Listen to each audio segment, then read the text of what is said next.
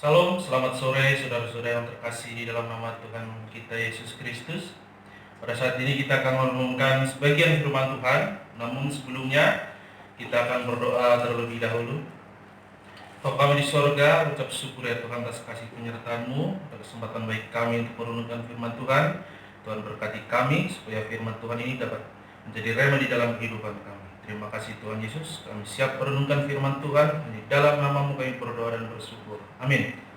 Baik, saudara-saudara yang terkasih di dalam nama Tuhan, pada saat ini kita akan merenungkan firman Tuhan yang terambil dari surat Filemon, pasal yang pertama, ayat yang ke-8 sampai yang ke-19. Kita akan membaca surat Filemon ini dengan judul perikop, permintaan Paulus kepada Filemon mengenai Onesimus. Karena itu, sekalipun di dalam Kristus aku mempunyai kebebasan penuh untuk memerintahkan kepadamu apa yang harus engkau lakukan, tetapi mengingat kasih-Mu itu lebih baik aku memintanya daripadamu.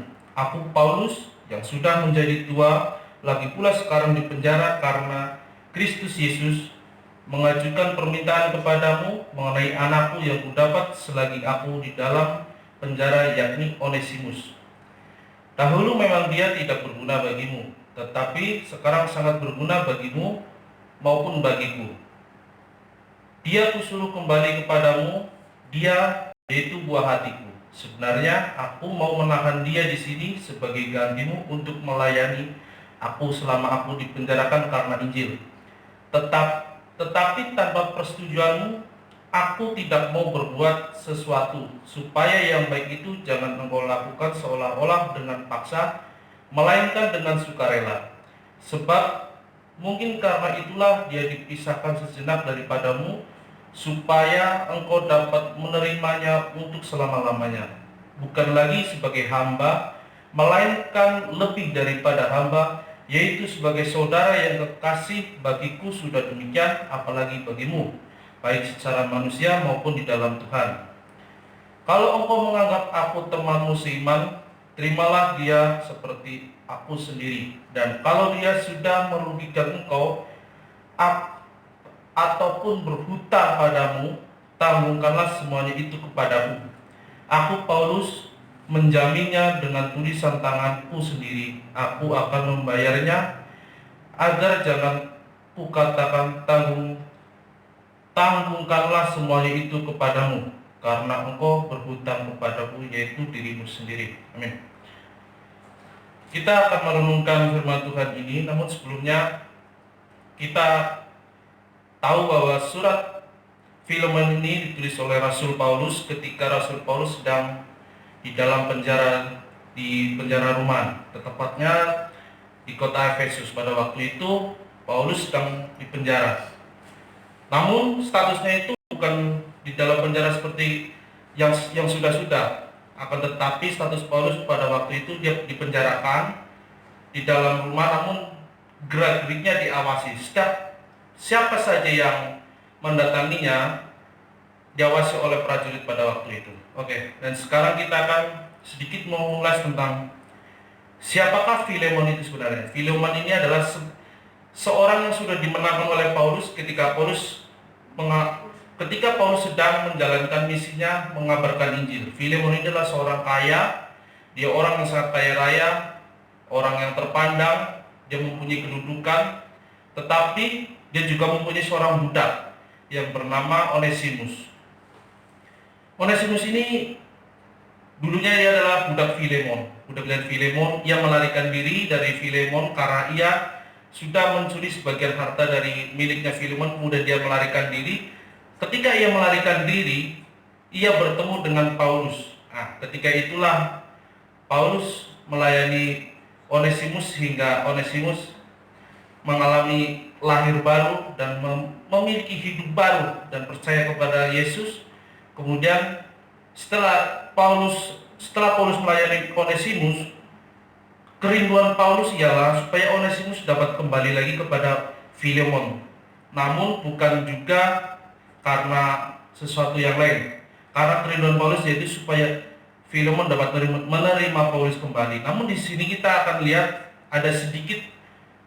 Kalau kita lihat dari surat Filemon ini, ada sebuah kekhawatiran atau sesuatu yang sangat Paulus khawatirkan tentang diri Filemon, karena kita melihat bahwa surat ini adalah, kalau kita lihat latar belakang Onesimus, bahwasanya Onesimus ini melakukan kesalahan. Dan pada waktu itu, ketika seorang budak di zaman Romawi melakukan sebuah kesalahan, ia harus menanggung kesalahan tersebut dan tuannya dapat menghukumnya seberat mungkin. Itu salah satu kekhawatiran Paulus. Namun Paulus percaya bahwa Filemon sudah dimenangkan oleh Kristus dan dia sudah percaya kepada Yesus. Itu salah satu kepercayaan Paulus kepada Filemon, supaya ia dapat menerima kembali Onesimus.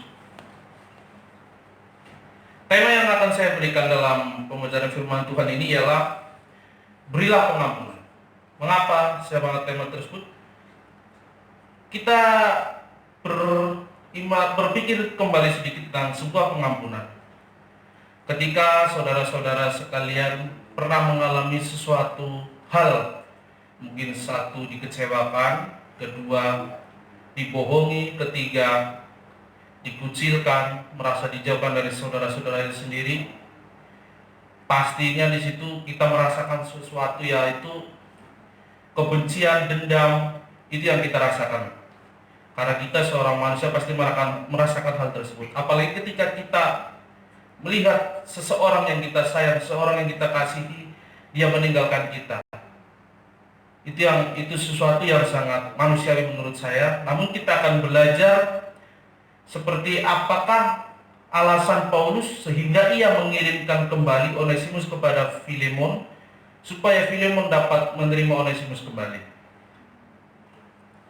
Alasan yang pertama, kenapa Filemon harus menerima kembali Onesimus, yaitu yang pertama ialah karena pengampunan adalah suatu keharusan.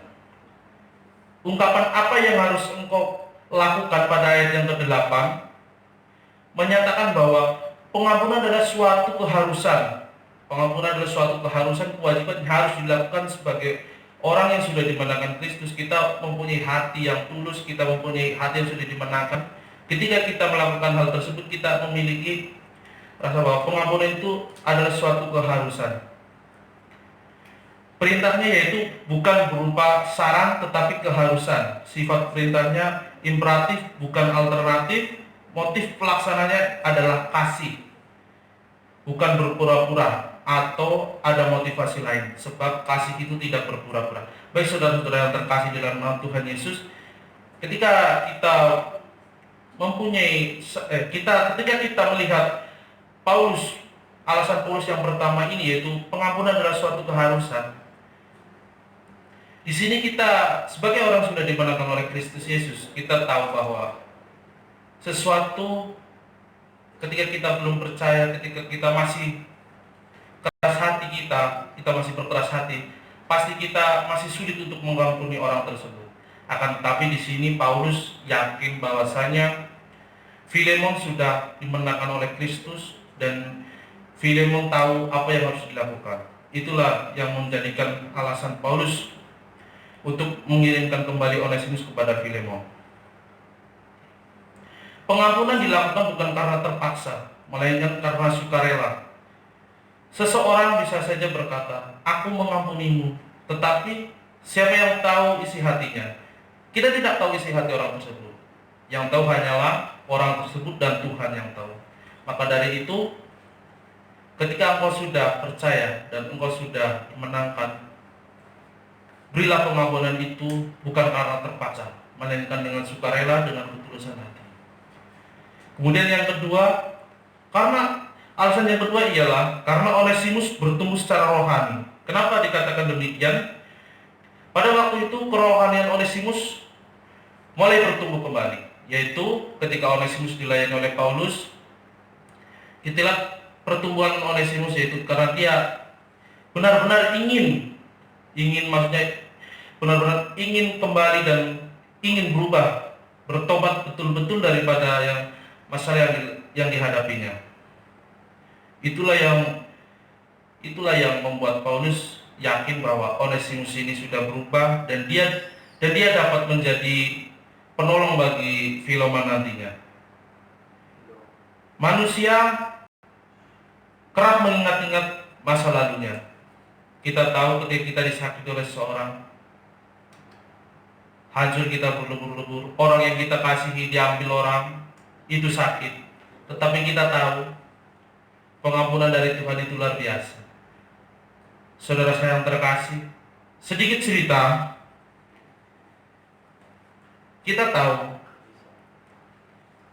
memberikan pengampunan itu bukan suatu hal yang mudah.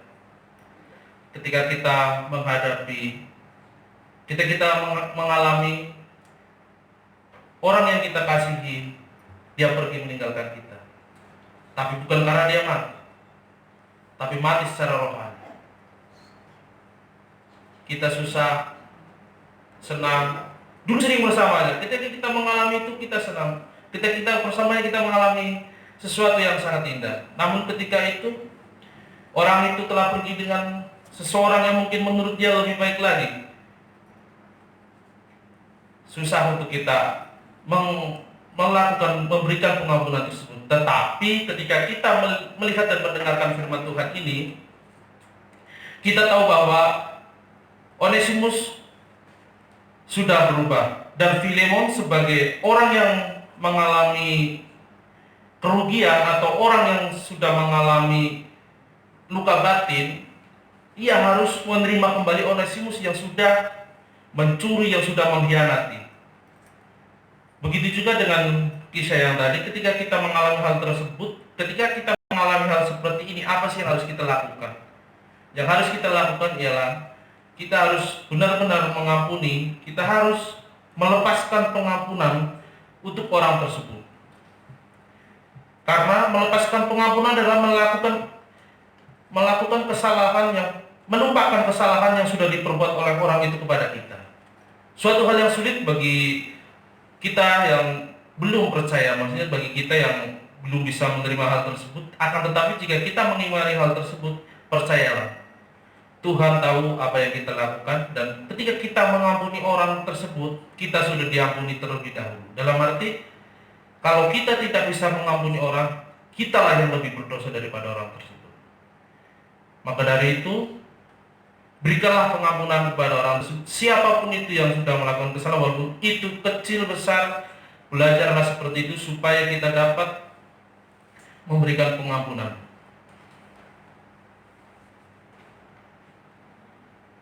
Kemudian yang ketiga ialah mengapa Paulus mengirimkan kembali Onesimus kepada Filemon, yaitu alasan yang ketiga ialah karena anggaplah Onesimus sebagai saudara seiman. Pada ayat yang ke-17 memberikan gagasan kepada kita bahwa Onesimus sudah menjadi Kristen yang sangat taat. Dijelaskan demikian oleh Paulus, bukan menjadi pertobatan yang biasa, akan tetapi pertobatan Paulus ini luar biasa ketika Paulus tahu betul perjuangan Onesimus ketika ia mengalami kesusahan, ketika ia ingin kembali bertobat. Ia tahu bahwasanya Onesimus ini orang yang benar-benar ingin berubah, tetapi di sisi lain Paulus memikirkan bahwasanya kekhawatiran Paulus, yaitu maukah Filemon menerima kembali Onesimus ini? Karena kita tahu manusia itu bisa berubah. Manusia masih memiliki rasa ego yang tinggi. Akan tetapi Paulus mengimani hal ini, bahwasanya Filemon dapat menerima kembali Onesimus. Maka dari itu kita harus tahu baik dan buruknya teman-teman kita atau saudara-saudara kita. Janganlah langsung menghakimi mereka, tetapi kita kasihi mereka walaupun mereka sudah berbuat salah kepada kita. Mereka sudah mengkhianati kita, tetapi kita harus bisa menerima mereka kembali. Supaya apa? Supaya kita dapat menjadi seorang Kristen yang sejati. Karena seorang Kristen yang sejati adalah orang yang mampu melakukan dan bisa memberikan pengampunan kepada orang yang benar-benar melakukan kesalahan kepada diri kita, tapi kita dapat memberikan pengampunan tersebut dengan tulus hati dan bukan dengan berpura-pura. Demikian kebenaran firman Tuhan. Kiranya melalui firman Tuhan ini kita yang mendengarkan dapat mengaplikasikannya, kita dapat mempergunakannya dalam kehidupan kita, dan nama Tuhan dipermuliakan. Amin. Mari kita bersatu di dalam doa. Bapa, kami mengucap syukur ya Tuhan atas kasih-Mu. Kami sudah mendengarkan firman-Mu ya Tuhan. Biarlah firman Tuhan ini dapat menjadi rema dalam kehidupan kami, dan kami semakin rendah hati, kami semakin mampu untuk memberikan pengampunan kepada saudara-saudara kami ya Tuhan. Apapun itu yang mereka lakukan, hanya Tuhan yang dipermulakan. Terima kasih ya Tuhan Yesus. Di dalam nama-Mu kami berdoa dan bersyukur. Amin.